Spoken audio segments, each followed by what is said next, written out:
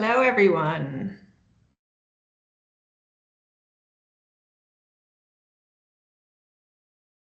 I think we're just going to give it another 30 seconds or so, while some other people join. I see the numbers climbing here. Right now we have 47 people in the meeting. We had a few hundred that had registered, so we'll just give it a minute or another minute or so. Once I see the number plateau, I think we can start.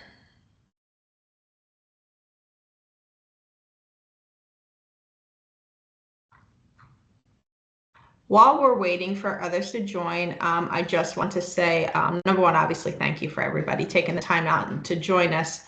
While we do the presentation in the chat, I was dropping in some links. If you want to go ahead and click on those links, and then you can bookmark them for later. As I go through the presentation, there's going to be some references that I talk about when I talk about the PMP exam content outline or our certification handbook. So all of those links are available to you in the meeting chat. So I just want to point that out now as we're waiting for a few other people to join us.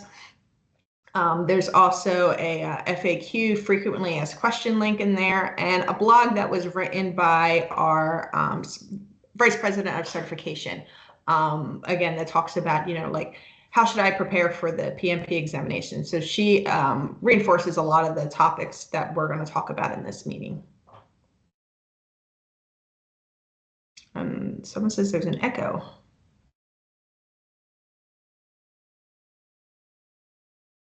Okay.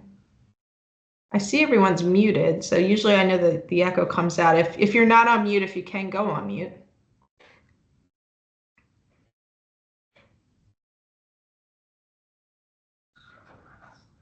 Okay.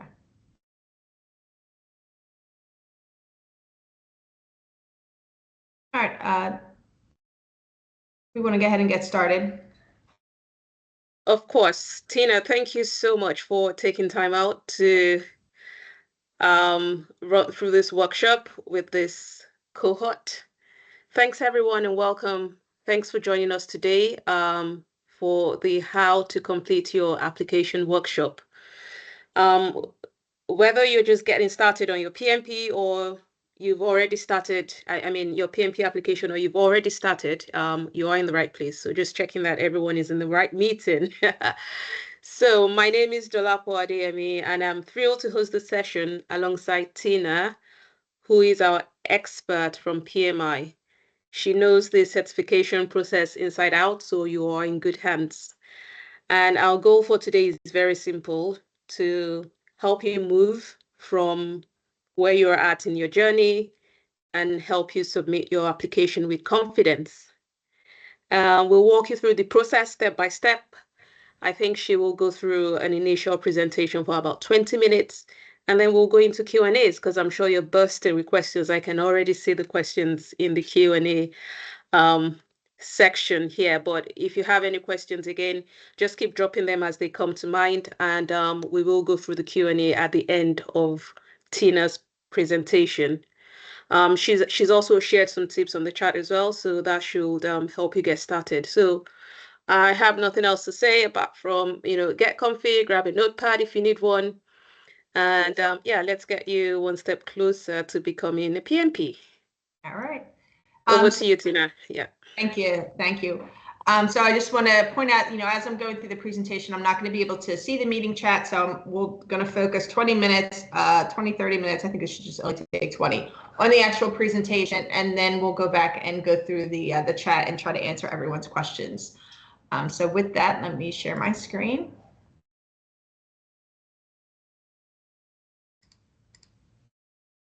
Okay. All right, so let's start here. PMP. I'm going to start just a quick slide, a little background about myself. I've been at PMI for 14 years. I've worked 5 years in the certifications department. I live in the United States near PMI's global headquarters in Pennsylvania. I'm the product specialist for the PMP as well as the CAPM certification, which is our Certified Associate in Project Management. That's for those with less than 3 years experience working in projects or on project teams. There's my little LinkedIn QR if you want to connect with me, or you can find me on LinkedIn just by searching my name.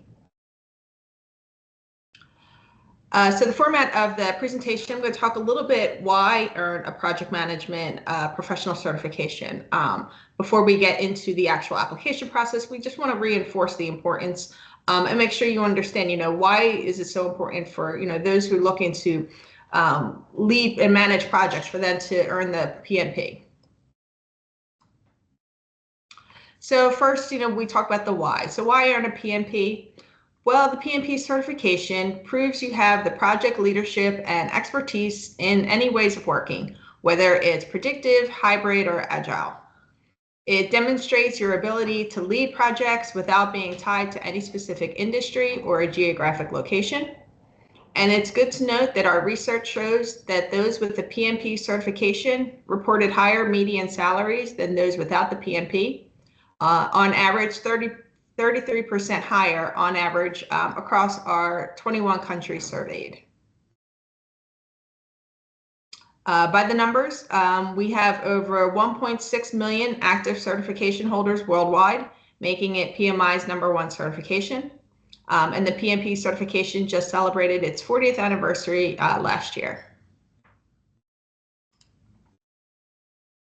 With a credential developed and maintained through rigorous processes, organizations trust that the credential holder possesses the skills for success. The exam itself is 180 questions and available in 16 languages. All of our PMI certifications have exam questions that have been written and reviewed by subject matter experts, or SMEs. For the PMP, our SMEs must hold a valid PMP credential and identify 2 sources where the information is cited. So each question will depict a scenario that a current project manager may face in a real-life setting. And it's good to note that the questions are developed in conjunction with our exam content outline, and neither reference is required to be from the PMBOK guide. For those of you who are familiar with our CAPM certification and some of the background, the CAPM certification was the certification based off the PMBOK guide. Some of the misconception regarding the PMP certification is if you study the PMBOK guide, you'll pass the PMP, and that's not the case. So just want to point that out, that the PMP is based off of real life scenarios, not the information found in the books. So let's talk about some of the benefits of getting your PMP. One, we talked about, it's globally recognized. The PMP globally recognized by organizations and validates your experience as a project manager. And 2, our exams are industry agnostic. So whether you work in education, IT, healthcare, manufacturing, or construction, the PMP will prove you have the leadership to lead in any industry or geographic location. 3, increased credibility. With a PMP on your resume, you'll get that competitive advantage of the marketplace. 4, increase in average salary. Like we said earlier, the PMP salary survey saw insights from over 20,000 professionals spanning 21 countries. And respondents with a PMP certification reported a higher median salary than those without. Again, 33% higher on average across the 21 countries surveyed. 5, we have a rigorous development process. So when it comes to the exam, we have rigorous development process to ensure best practices. And 6 is our ANSI and ISO accreditation. So PMI aligns its processes with certification industry best practices, and our standards meet the requirements for openness and balance. So I want to talk a little bit about our exam content outline and eligibility. So through extensive market research and a job task analysis, the exam content outline, or ECO, is created. This lists the critical job tasks needed of individuals who lead and direct projects. So when you open it up, it's broken down by domain, tasks, and then enablers that can be found on the PMP landing page of PMI.org. So this is what's covered on the exam. So here you see it's 42% people, 50% process, and 8% business environment. On the right-hand side is just a screenshot what you would see when you go to the PMP landing page, and then on the bottom there, that red circle is where you would click to view the PMP exam content outline. The link itself is also in the meeting chat. Sorry. So some of our application education requirements. In order to qualify for the PMP certification exam, you must have experience leading and managing projects within the last 8 years and have completed 35 hours of PMP training or hold an active CAPM certification. So those with a high school diploma or secondary degree would need 5 years experience of leading projects in the last 8 years, plus the 35 hours of CAPM. With a bachelor's degree or higher, it's 3 years of experience plus the 35 hours or CAPM. And those with a degree from a globally accreditation center only need 2 years of experience and the 35 hours or an active CAPM. So some resources that would help you prepare. There are multiple ways you can invest to fulfill those 35 professional training hours needed. So we know from the previous slide that active CAPM holders forego the 35 training hours needed to complete the application. For those without a CAPM, PMI developed a self-paced online course that aligns to our ECO. There are also authorized training partners who have instructor-led courses with content provided by PMI. And then, of course, we also have a variety of outside training options. Just be aware that the materials and topics may have not been vetted by PMI, so they may not fully address all topics on the ECO.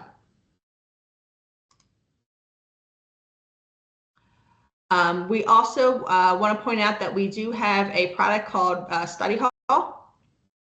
So regardless of how advanced your project experience or education might be, you should still prepare for the exam. So successful PMP candidates typically use multiple study aids. Those include courses, self-study guides, and study groups. They spend hours to prepare and make sure that you review the PMP exam content outline.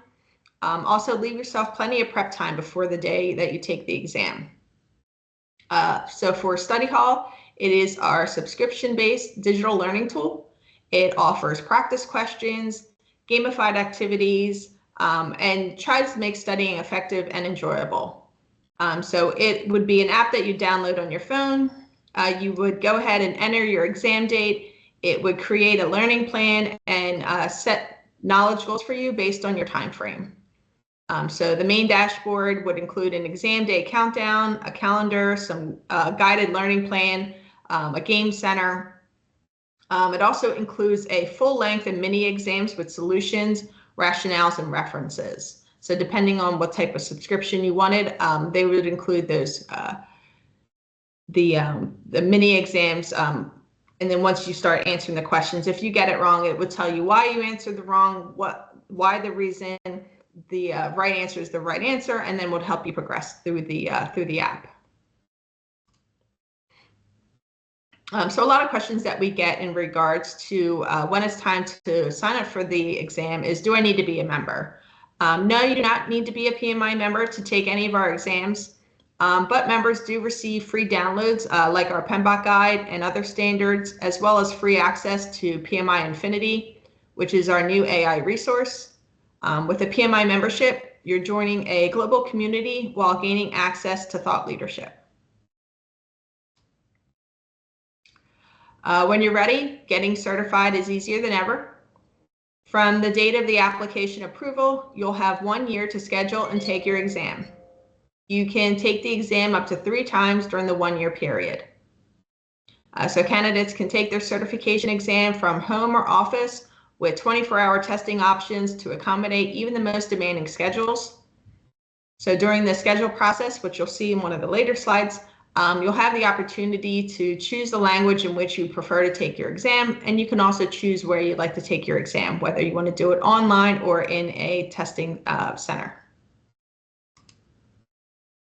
So now we're going to get to some of the meat. So this is the actual filling out the application. First, we're going to start with just some basic screenshots so we know how to navigate through. So once you go to pmi.org, on the certifications tab, you'll see the drop down for PMP.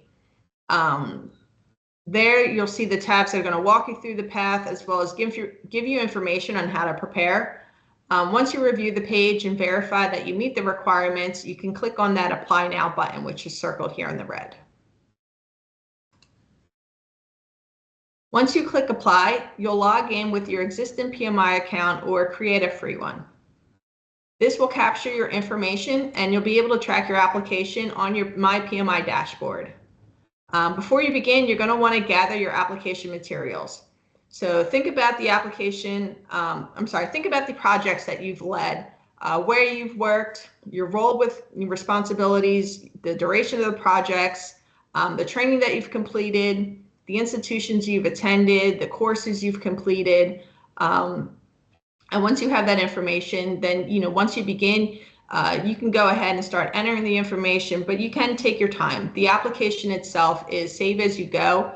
So if you need to take breaks as needed, feel free to take those breaks and all the information will be saved on your My PMI dashboard. So entering your information. This is the first screen that will verify that you meet the minimum requirements. You'll enter your highest level of education and professional training. So they'll ask for your academic institution, and under the professional training, just note you may have more than one professional training as long as they add up to 35 training hours needed.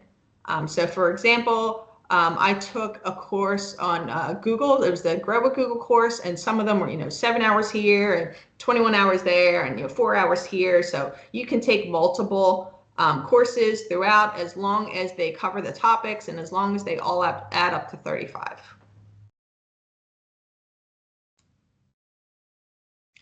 On the next screen is where you'll list your experience leading and managing projects. All project experience must be recorded individually regardless of the number of projects that you include. Your tenure would be tracked in months, not number of projects. So using this example, the time spent working on project 1 from January to April would count as 4 months toward the eligibility requirement, while the time spent on project 2 during May to June would count as 2 months toward the eligibility requirement. So you can't count the time that working on both projects during February to April twice. So therefore, the project 1 and project 2 equal is 6 months total. So project 1, project 2, 6 months, January to June of project management experience toward the eligibility requirement. So just note if you do have that overlap, it's the months, not the amount of projects that you're working on. When you're submitting the actual project experience, be sure your descriptions are high-level summaries.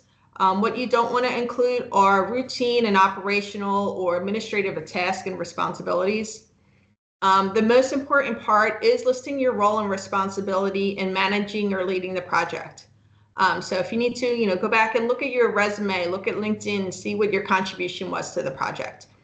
Did you lead and direct cross-functional teams and deliver a project within the constraints of the schedule, the budget, and the scope? Did you apply a suitable approach? What was your approach? Did you use predictive, adaptive, hybrid? Did you manage the project to fulfill the requirements, and did you meet all the deliverables? Within the application, specifically explain what you did and what you were responsible for, and demonstrate those actions. Not so much what the project team did, but your role in leading that project. Activities that would not qualify would be those that you did volunteer work on, things like school projects, anything of a personal nature. No school projects, planning your wedding, planning a family reunion, home improvement project. Those would not qualify as leading a project.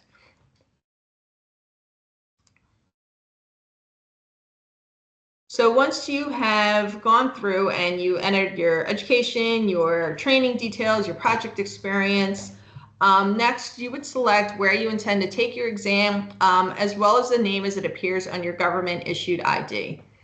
which is very important. So make sure whatever government issued ID, whether, passport or, in the United States, we have a driver's license, as it appears on that ID is how you want to enter it, regardless of what name you go by. So my given full name is Tina Marie, one name, Tina Marie, but my name is Tina. But if I enter it on the exam details, it has to match my passport as Tina Marie, one name. If it does not match, I can be, told by the exam proctor, sorry, your government ID does not match the name, and they can turn me away. So be very careful when you're entering your details that whatever ID that you're using is the name that you're entering on your exam details. I do want to mention about our exam accommodations and audit. We do offer exam accommodations to all candidates with disability, but they must provide current documentation from the professional who diagnosed the condition. Candidates would be notified about their application status around 5 calendar days after submission. And for each certification, a specified percentage of applications are randomly selected for audit. Candidates who are randomly selected for PMI's audit process must complete this requirement in 90 days, or your application would be automatically closed. So PMI conducts application audits to confirm the experience and education documentation on your application. The purpose of the audit is to enhance the credibility of our certification program and the certification holders. So a lot of the questions that we get asked is, do I need to provide documentation as I'm submitting the application? No, only during an audit. So not everyone would be selected for an audit. It is a random audit, but just make sure that you do have that documentation available should you be selected. And then should you be selected, you have that 90 days to provide your information. We also have this PMP application checklist. I'll be sure to send that out, which really just reinforces everything that we just talked about. Your project entries are your own. It's high level. They're listed individually. They're not of a personal nature.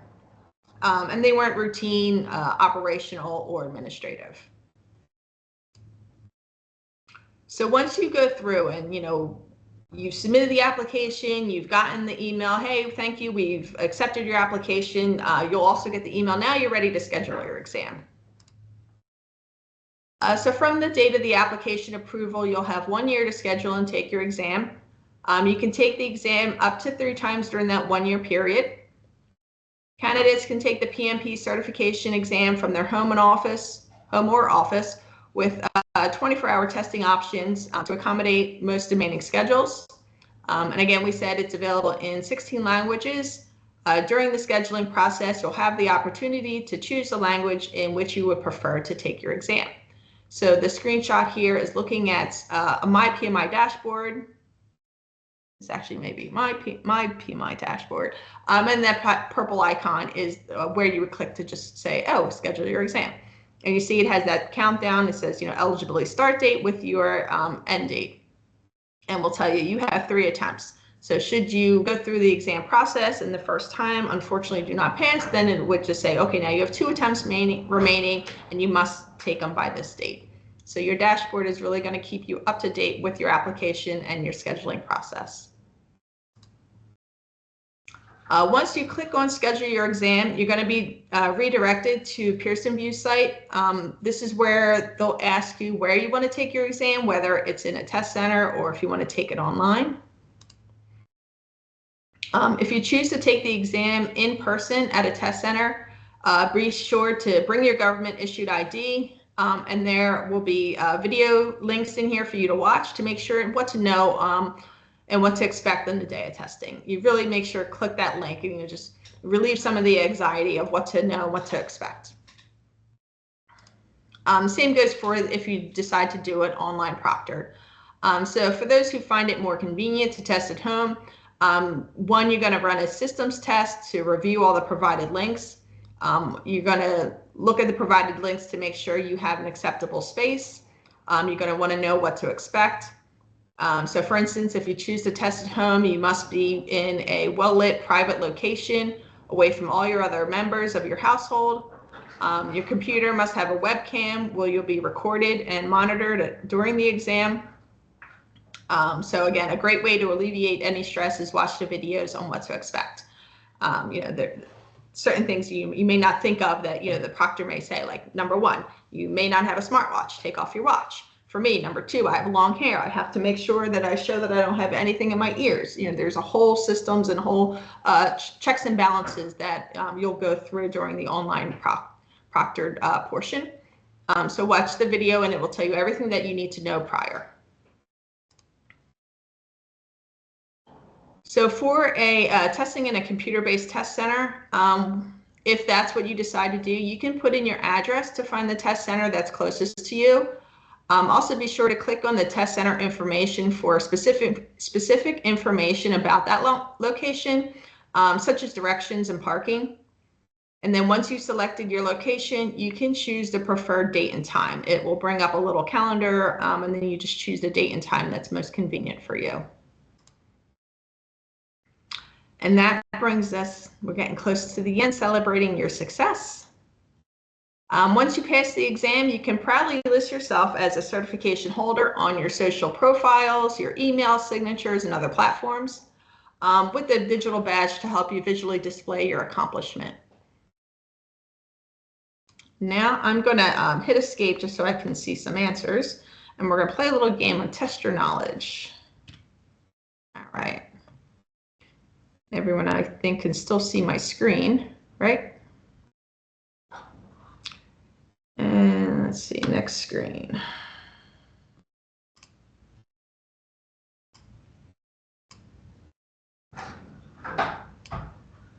First question, we'll have you put your answer in the chat. When can you submit the PMP application? A, B, or C?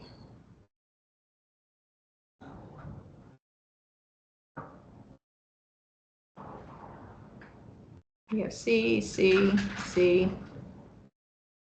A lot of C's. Well, it's supposed to highlight when I click it, but I guess it won't do that when I'm not in presentation mode. C is the answer, yes. Number two, which of the following will not provide the 35 training hours needed for the application? A, B, or C?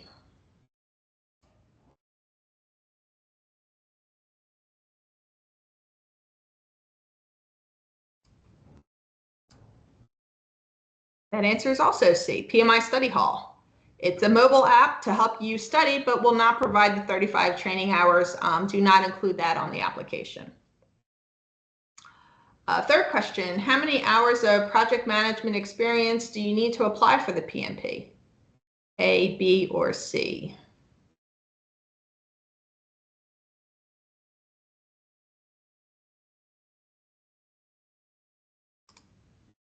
And the answer is B, 3 to 5 years minimum. True or false? If you take the exam via online, you do not need to be in a private setting. True or false, A or B?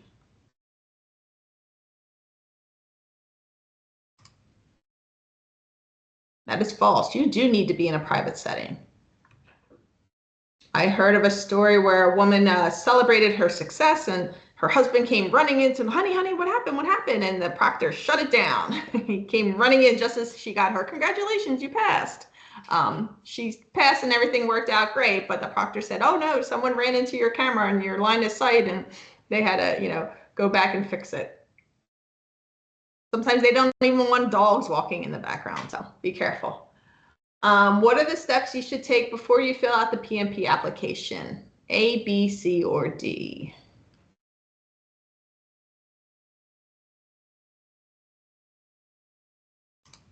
And that is D, all the above. Make sure you register, make sure you review the application checklist, and make sure you focus on your role and for the project, not so much the project itself. Last question, which two documents are important to further understand the requirements, application process, and certification timeline? A, B, or C? So which two documents? We have them in the chat there. That would be B and C, the exam content outline and the certification handbook. So that's it for the presentation. Oh, look, 30 minutes exactly, perfect timing. So do want to thank everyone for, bearing with me during the process. I'm going to go ahead and end the actual slideshow so we can go to the Q&A portion. So let me stop sharing.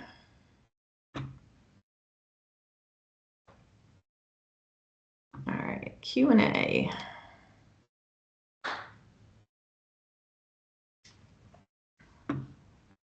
My eyes are bad, so I might have to switch to the bigger screen. Let's see. I can read out the questions for you. So if you want. Yeah. I just want to apologize if I'm just looking away from the camera. I just have to go this way. Okay. Do ongoing projects qualify for the application? If they do, should they be documented with their planned completion date or date of enrollment? That is a good question that I have to check on. I believe they have to be completed, but I will verify that. Let me write this down.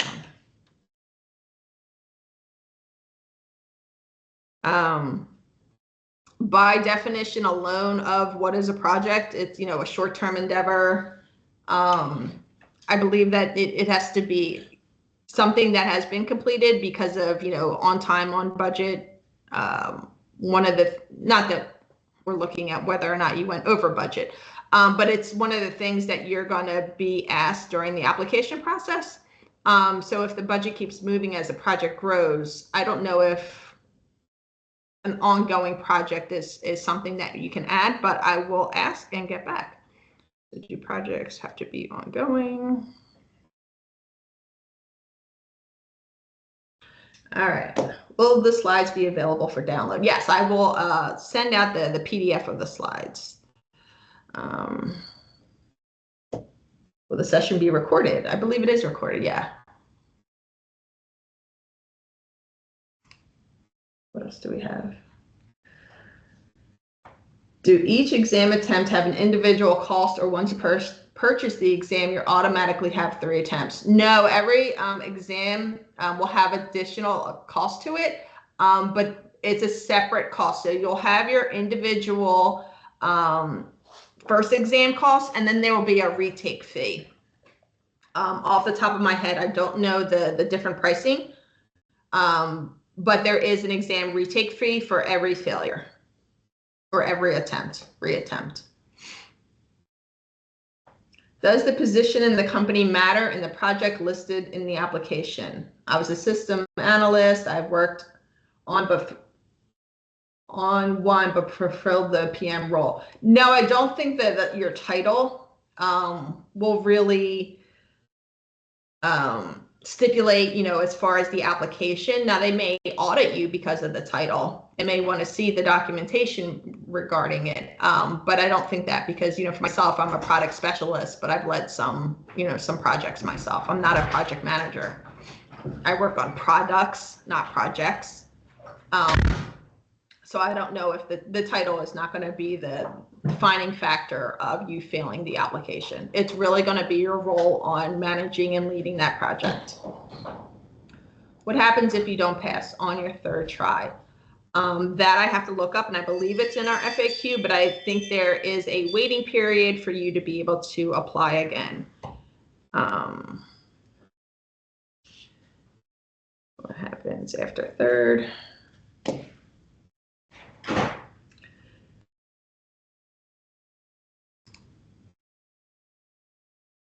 Is there anywhere where, sorry, every time I move my mouse, the little pop-up begins. Anywhere where you can take mock exams for better PMP preparation? Yes, there are several places. So PMI offers, I believe as a product, there's some mock exams you can purchase. Through Study Hall, there are mock exams you can purchase.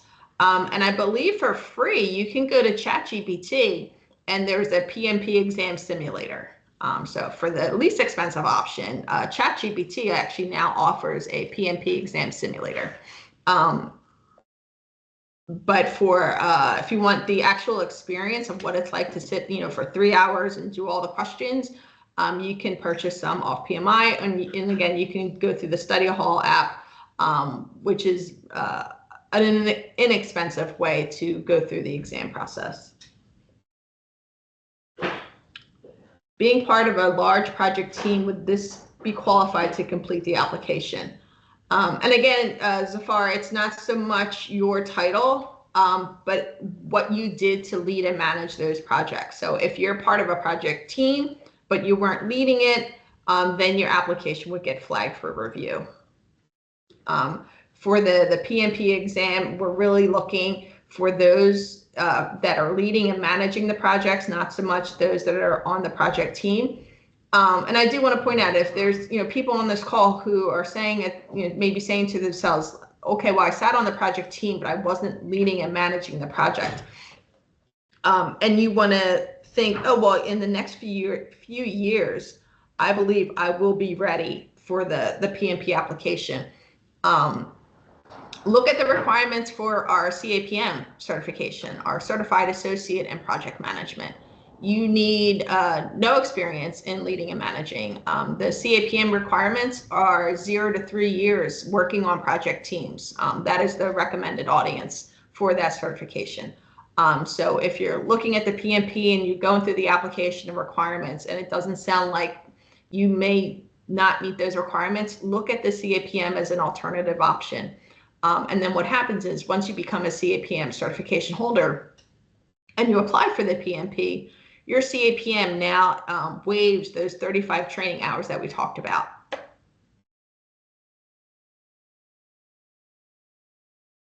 Is the exam changing this year? No, that's easy. How many hours of studying is recommended before taking the exam?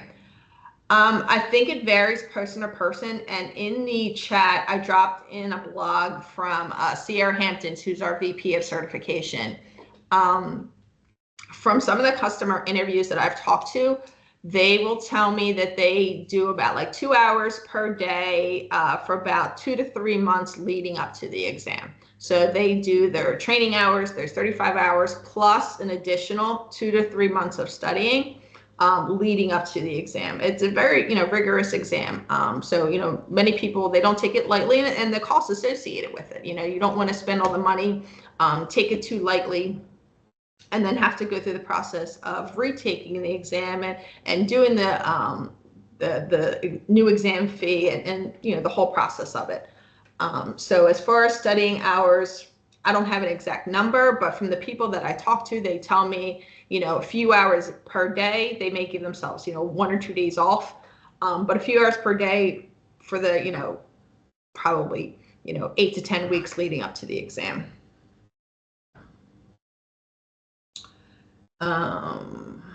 New post. Can you explain how we structure the experience portion of the application? I think what I'm understanding is, when you're doing the experience portion, it's going to start with, number one, they're all going to be individual. So it's all individual experience. So project 1, project 2, project 3, project 4. And you're going to start with, the title of the project, your role in the project, and then, really just listing, what happened during that project. Okay, so I led the project, and, we installed a new, I'm just going to make something up, we installed a new fiber optic technology within our company. The budget was X amount. I led a group of 15 to 20 individuals. Our team had deliverables of X, Y, and Z. And we were able to meet with those deliverables by doing this, this, and this. So again, it's really the role that you led in that project, not so much the day-to-day activity of what took place on the project. I hope that helped. What do I mean by audit in case leading a position in a project is reviewed? What documentation is looked at? I have all the project breakdown in JIRA for in-house projects. So in an audit, what will happen is your application, again, these are random, will get reviewed by our application reviewers. So we have a whole department of application reviewers, and they will review the applications. And for whatever reason, if maybe there's inconsistency. So we also have, audits that will happen based on inconsistency, or we have the random part. So if there's something missing, if, education piece or training piece, or just the reasoning or the scope of the project wasn't clear to the reviewer, they may ask for more documentation regarding the audit. So at that point, you have 90 days to submit all the information that is asked on the application. So you would submit your education, your training requirements, like a certification just said that you completed it, and then the projects. You would have someone that you reported to on the project just sign off saying, oh yes, Tina did lead that project. I can verify that she did X, Y, and Z.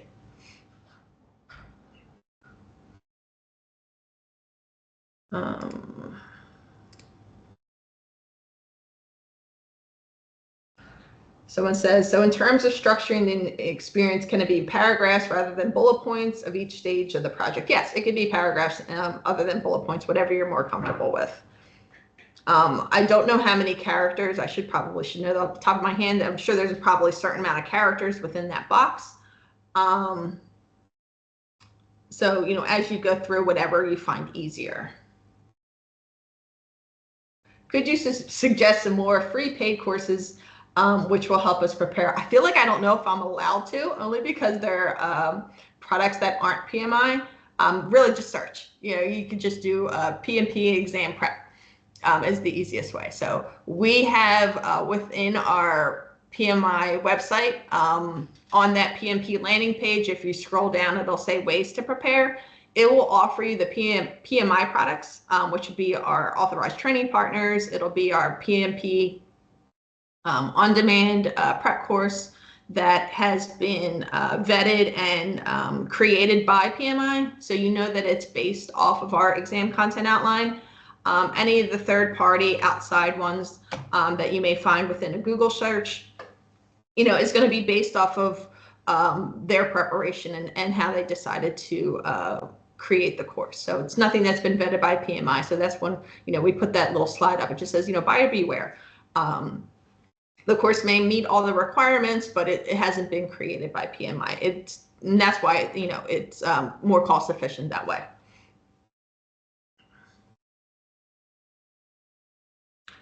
I'm currently a project manager. How would you expect me to frame my experience part? How elaborate do we have to explain? And again, I'm torn with the word elaborate. I want to say more high level. So you really don't want to get into the details of the project, but again, when you want to focus on the application, it's your role. Always think about your role leading and managing the project. That's what we want to make sure. Like, do you have the qualifications that you have been leading and managing project for the minimum of 3 to 5 years? So what was your role leading and managing the project? And again, I believe, like I said, with the application, there is only a certain amount of characters within that box. So when you start typing, you may not be able to get too elaborate.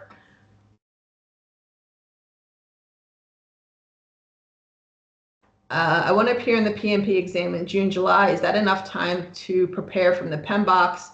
Is it the same course in 2025 or going to change soon? So April, June, July.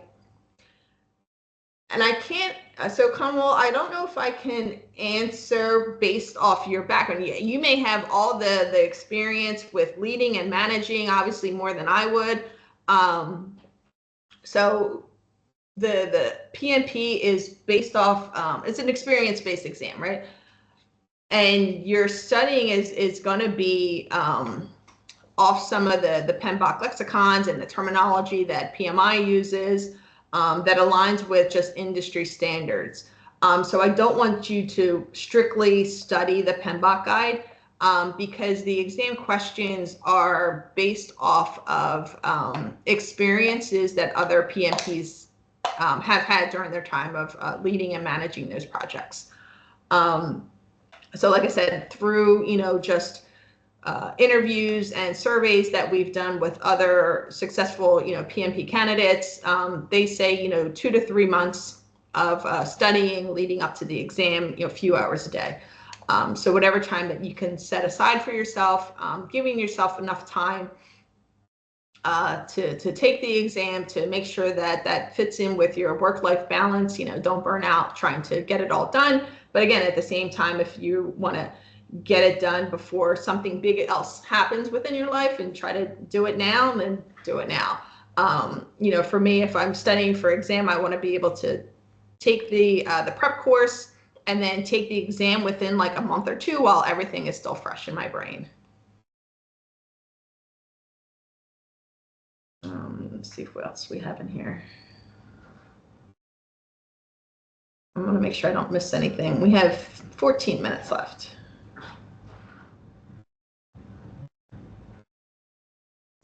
Does serving as a project director in a large organization qualify as relevant experience? While it may not involve direct project management, it could be, could be considered as portfolio management experience. So I don't want to say yes or no as a flat answer. Again, I think you just want to look at your experience. Were you leading and managing projects, or were you leading and managing the portfolio? That's really what the difference is going to be there. And if you feel that at your level with the directing and leading the portfolio that you may not qualify for the PMP, just know that we do have a PGMP, which is our program, and PFMP, the portfolio management program, I'm trying to remember all the acronyms, certification. So if you want to look at something that maybe is a little bit more high level, our two advanced certifications are the program management and the portfolio management. And you can find those on our website, the PMI.org.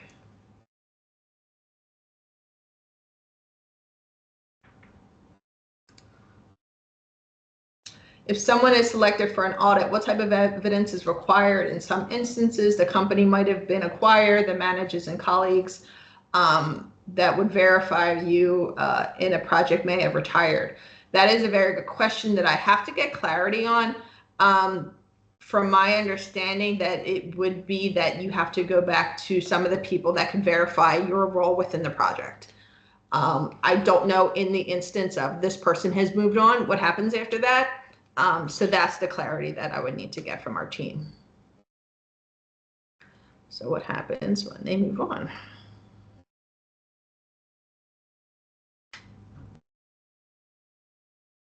Just taking a note. Okay.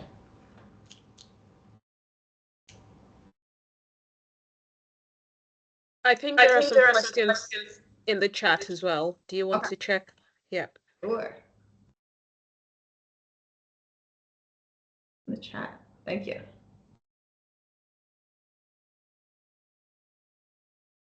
How about the process in French? So we do have the exam in French. We also have the exam content outline in French. So if you, like I said, when you're going through the application process, when you get to the stage of scheduling your exam, you can choose the language that you prefer to take your exam in, and then you would just select French, and that would be the exam language that you would prefer. How many credit hours required to appear in PMP exam? Don't know if I fully understand the question. Credit hours, I'm wondering if you're speaking of training hours, and feel free if anyone who has the question and I'm not understanding, if you want to come off mute to explain it. So if by credit hours you mean training hours, those would be the 35 training hours that you need in order to apply for the PMP certification.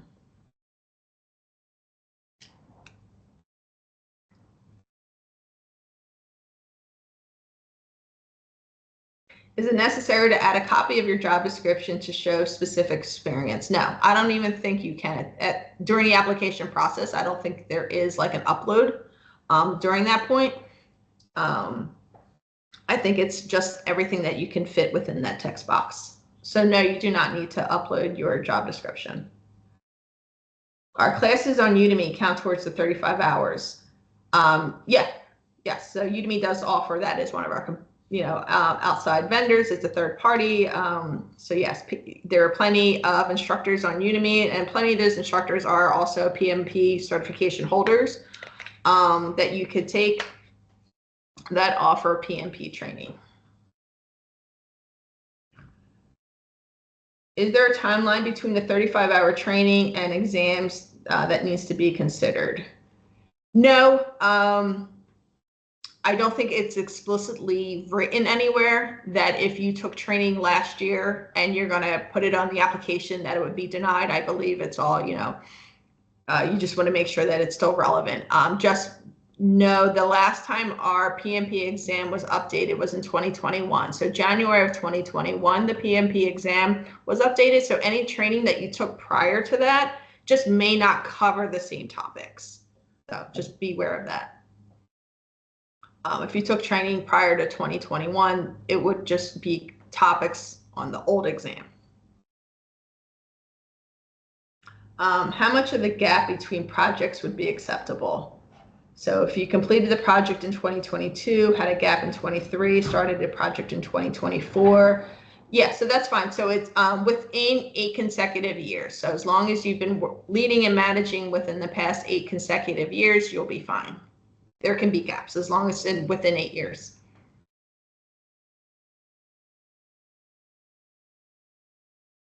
All right, so we want to make sure that we have the order correct. Do we make payment first and then submit, or the other way around?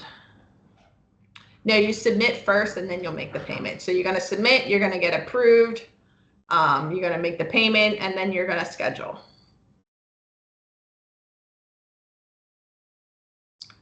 How long will the extension after the 3-year qualifications to maintain it?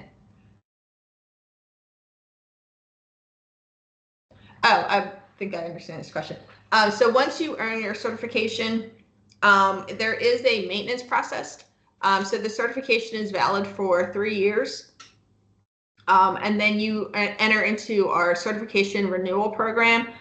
So then you would have to, report and maintain professional development units, PDUs, in order to maintain the certification. If you let that lapse, your certification would expire. So then you would have to redo your, if you let it expire, in order to get the PMP again, you'd have to go through the whole process to sit for the exam all over again. Or you maintain your PDUs to keep it current, and you do that every 3 years.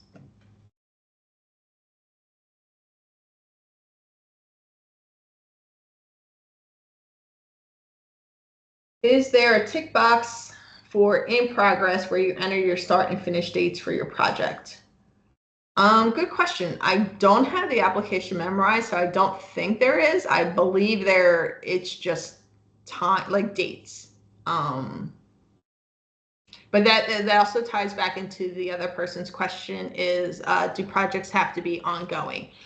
So it's almost the same. So I don't want to say yes or no. I'm still going to have to verify that question.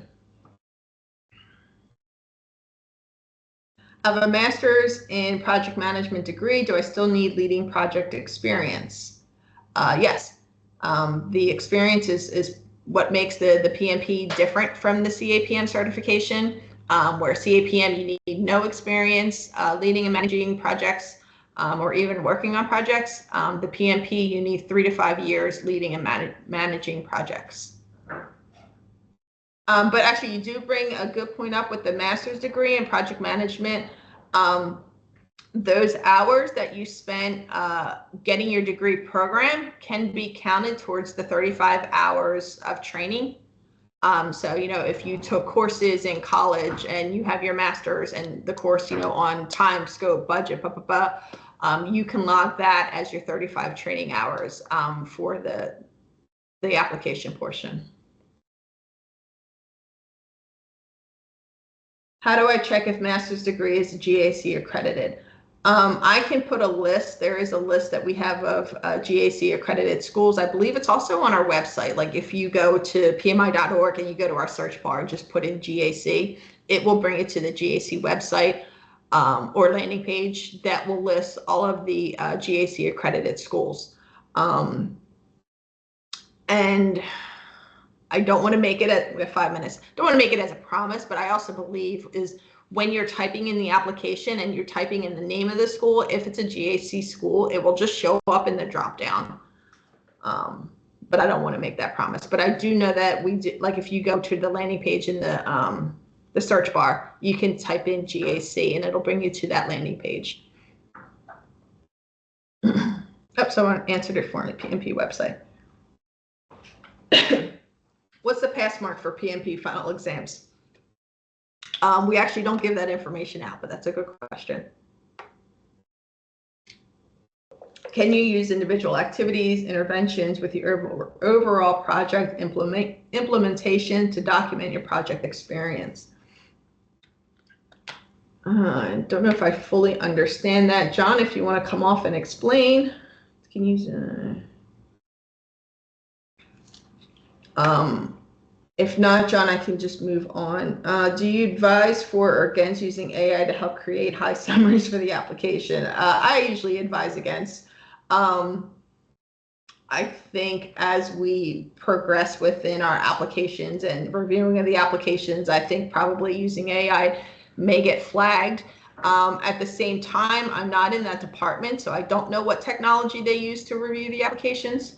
But I would use, obviously, you don't want to use AI to say, what does a project manager do leading and managing projects? You don't want to use AI to do that. But if it's rephrasing your sentences, like I tell my kids when they're writing essays, and my son has horrible grammar.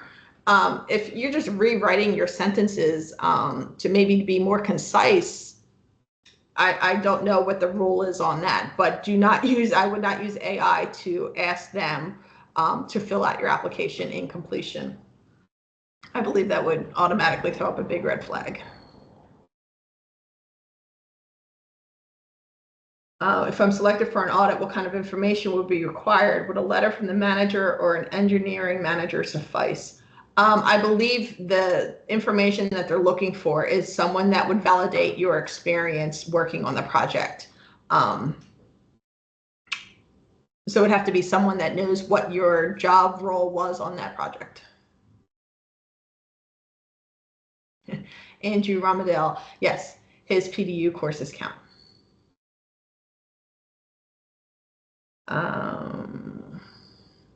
I don't know what an NPM is. I'm sorry for my ignorance. Will that count towards the 35 hours or is it too old? It's probably going to say no because it sounds like it's a certification and not a training.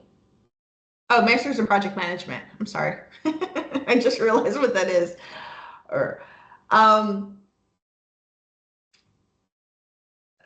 I don't think it's too old. Like I said, I don't think we have it documented anywhere regarding the time frame on which you're training. It just, like I said, it may not be valid towards what the current exam content outline is covering. So just make sure that you're aligning it to what's covered on the current exam. So trying to think of something that may no longer be valid. Like, so if, in 2017, there was a hot topic of, I can't even think of anything that would have been valid in 2017, something that is now obsolete. So there was an obsolete, version of XYZ in 2017 that is no longer covered. Don't put that in the application because, they're going to say, well, it's not equating to what we're teaching today in project management. So they may not count that.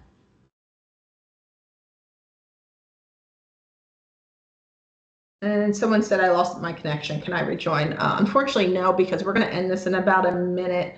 I think and I hope that I answered everyone's questions. I really do appreciate everyone's time.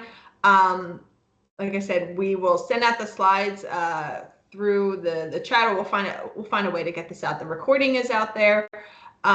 If you think of other questions, one more message in here. Oh, there's a thank you. Feel free to drop them in the chat. If I think we still have the chat, I don't know how long the chat is available once the meeting ends. But you also have my LinkedIn information. And just, good luck with everybody. The links in the chat help you to, go through the process, go through the application process. When you go into my PMI, there is a link there to connect with, one of our agents. You can do, there's like, connect with us through like Alexa and ChatGPT, customer chat, or, I don't know if they have the phone number you can call in.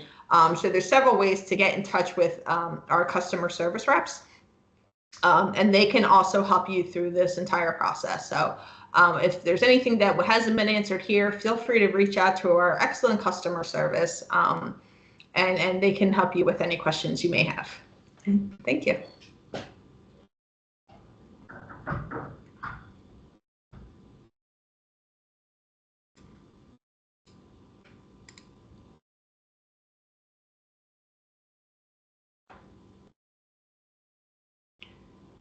I'm going to drop in. Let's see if I can find it in here.